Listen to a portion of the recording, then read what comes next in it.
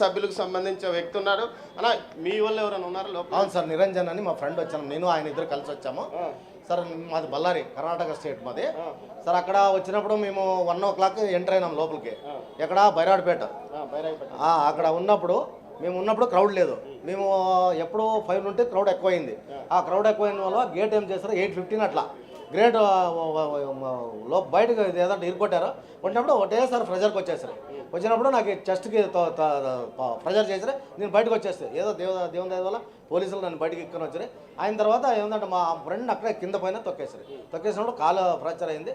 ఆయనకి బీపీ కూడా చాలా లోపు అయినా మళ్ళీ నీళ్ళు అవన్నీ తెచ్చిచ్చి నేను మళ్ళీ ప్రిపేర్ చేసుకొని ఆయన ఇది అంబులెన్స్లో ఇటు తెచ్చేసుకొని వచ్చేసాను. ఎట్లుంది పరిస్థితి సార్? కొంచెం క్రిటికల్ ఉంది, కాలు ఇరిగింది. ఫ్రాక్చర్కి వెళ్ళారు కదా మీరు, ఎలా ఉంది? అదే కొంచెం క్రిటికల్గా ఉంది, కాలు ఇరిగింది. అయిన తర్వాత ఇది కొంచెం అతని హార్ట్ పేషెంట్ ఆయన. మిగతా వాళ్ళు చూసారా అక్కడ?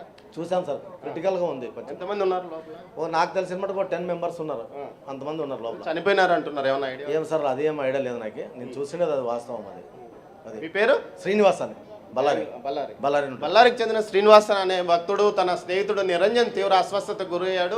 కాలు కూడా విరిగిపోయింది. అతన్ని ఆసుపత్రిలో అడ్మిట్ చేశాము. అతని పరిస్థితి కొంత ఇప్పుడు స్టెబిలైజ్ అయింది అంటున్నారు.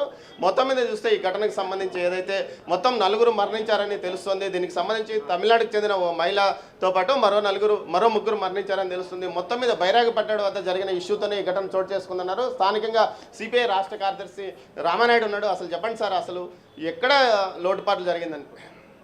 ఉదయం నుంచి బైరేపేటలో పద్మావతి పార్కులో వందల సంఖ్యలో జనాలు వస్తున్నారు. ఇప్పటికి 5-6 వేల మంది ఆ పార్కులో ఉన్నారు.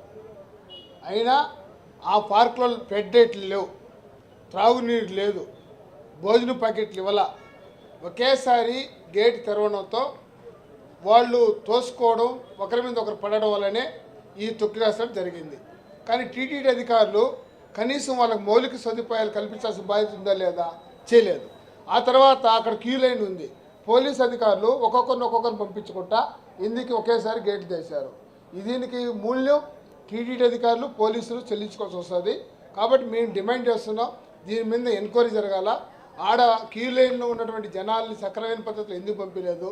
భోజనం లేదా ఫెడ్ లైట్లు, వాటరు లేదా పాలు, టీలు, బిస్కెట్లు క్యూ లైన్లు ఇస్తున్నారు. పైన ఏడెనిమిది సదుపాయాలు కల్పించేది. దాదాపు తిరుపతిలో 10-15 సెంటర్లలో ఈరోజు అన్ని క్యూ లైన్ పెడుతున్నారు. ఎక్కడ కానీ వాళ్ళకు వాటర్ కానీ భోజనాలు